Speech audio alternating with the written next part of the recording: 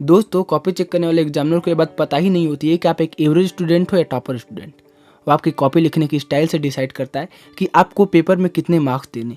अब अगर आप एक एवरेज स्टूडेंट भी हो, आपने एग्जाम के लिए कुछ नहीं पढ़ा, लेकिन अगर आपको साइंस की कॉपी अच्छे से लिखने आती है तो आप अच्छे मार्क्स पाओगे। जबकि वहीं पर आप टॉपर स्टूडेंट भी क्यों ना हो, अगर आपको यह नहीं पता है कि एग्जाम में अच्छे तरीके से साइंस की कॉपी लिखी कैसे जाती तो आपके मार्क्स अच्छे नहीं आएंगे। और आज के इस वीडियो में मैं आपको लाइव यही साइंस का पेपर करके दिखाने वाला हूँ कि आपको एग्जाम में साइंस की कॉपी लिखनी कैसे अपने टाइम को मैनेज करना है ताकि आपका कोई आता हुआ क्वेश्चन छूटे ना। और साथ ही में मैं आपको कुछ ऐसी टेक्निक्स भी बताऊंगा जिससे कि आपके मार्क्स कई जगहों पर बढ़ेंगे। तो अब यहाँ पर आपको सबसे पहली बात ध्यान में यह रखनी है कि जो भी आप आंसर लिख रहे हैं उसमें जो भी आपका मेन पॉइंट है उसे आप ब्लैक पेन से अंडरलाइन कर दो। तो अब मैं यहाँ पर डायरेक्टली आपको अपनी स्क्रीन पर ले चलता हूँ।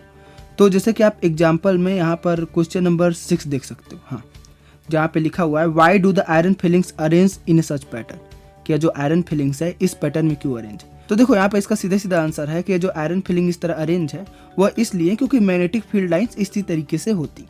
तो अब यहाँ पर मैग्नेटिक फील्ड लाइंस आपका मेन पॉइंट है। तो आपको इसे क्या करना है, जब आप आंसर लिख रहे हो तो यहाँ पे जो मैग्नेटिक फील्ड लाइन आप यहाँ पर देख पा रहे हो इसे आपको क्या करना है, ब्लैक पेन से अंडरलाइन कर देना है। फिर यहाँ पर जैसा कि आप देख सकते हो यहाँ पर दूसरा क्वेश्चन पूछा गया है कि what does this pattern demonstrate, मतलब कि ये जो पैटर्न है ये क्या दिखाता है।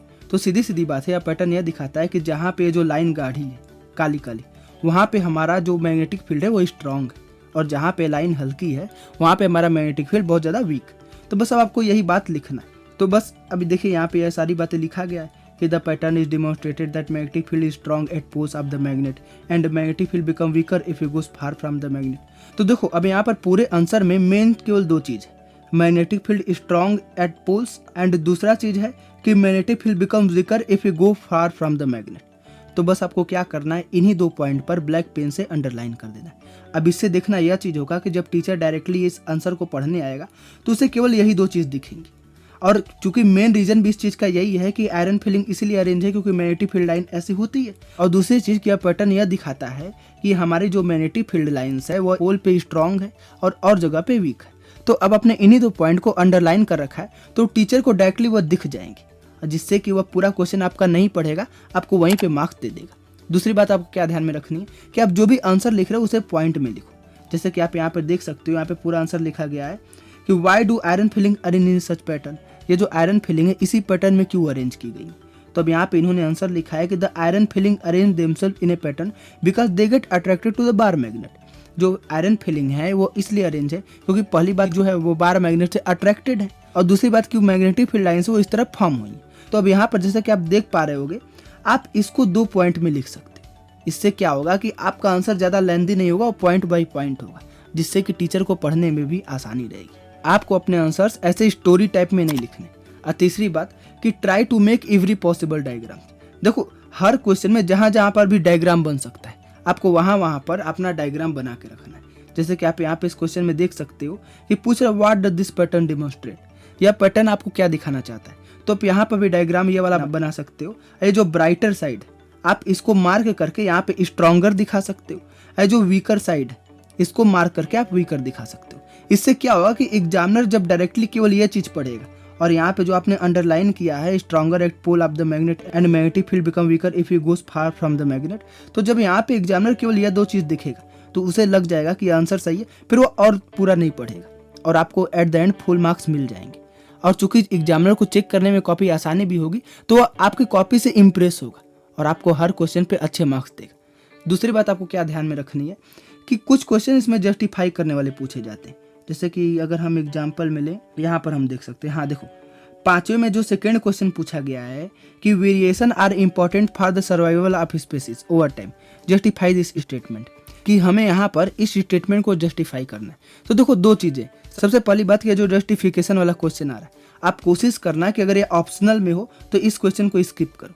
इसका रीज़न इसलिए है क्योंकि देखो इसमें आपको पूरा प्रॉपर रीज़न लिखना पड़ता है और टीचर इसको पूरा पढ़ता है, जिससे कि आप टीचर जितना आपका आंसर पढ़ेगा तो आप उसको रूम देते हो कि वो आपका मार्क्स काट सके। तो यहाँ पे आपको सबसे पहली चीज़ या तो इसको इग्नोर करना है, और अगर नहीं कर सकते तो मैं बताता हूँ इसको लिखना कैसे। देखो 3 चीज़ें। सबसे पहली बात कि क्वेश्चन क्या पूछ रहा है कि जो वेरिएशन होता है स्पीसीज में वो समय के साथ क्या वो जरूरी है।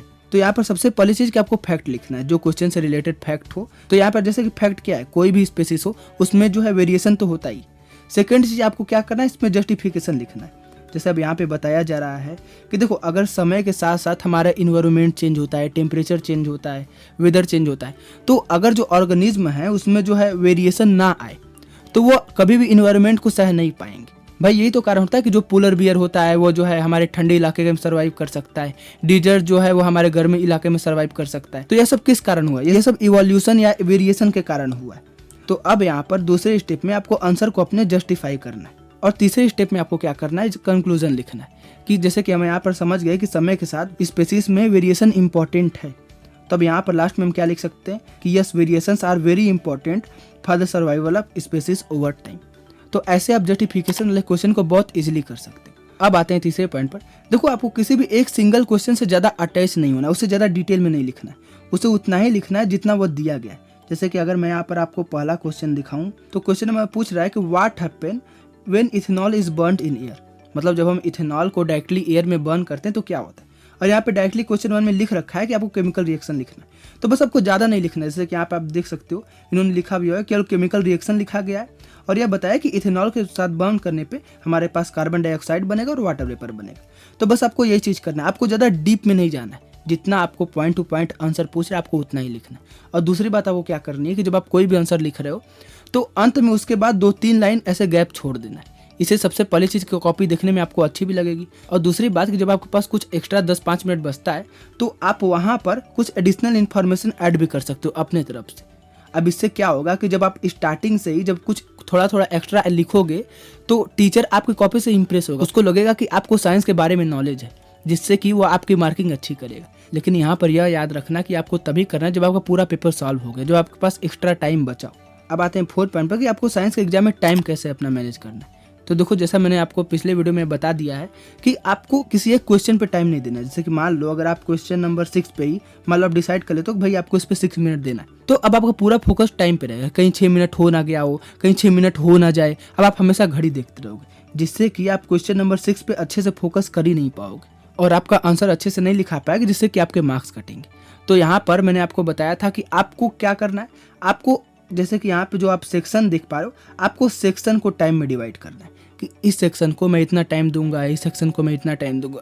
तो अब यहाँ पर रफली आपको जैसे कि आप देख सकते हो सेक्शन ए में 7 क्वेश्चन है, तो आपको लगभग एक क्वेश्चन पे 6 मिनट देना है और उस तरीके से आपको पूरा सेक्शन ए यहाँ पर जो देख पा रहे हो इसे आपको टोटल 35 मिनट में कंप्लीट करना है। सेक्शन बी में 6 क्वेश्चन है, तो अब यहाँ पर आपको एक क्वेश्चन पे 8 मिनट देना है। इस तरीके से आप पूरा टोटल सेक्शन बी 48 मिनट में कंप्लीट कर सकते हो। और सेक्शन सी में बस 2 क्वेश्चन बेस्ड क्वेश्चन है, तो यहाँ पर आपको एक क्वेश्चन 7 मिनट में आराम से हो सकता है। तो आप सेक्शन सी को 15 मिनट देना।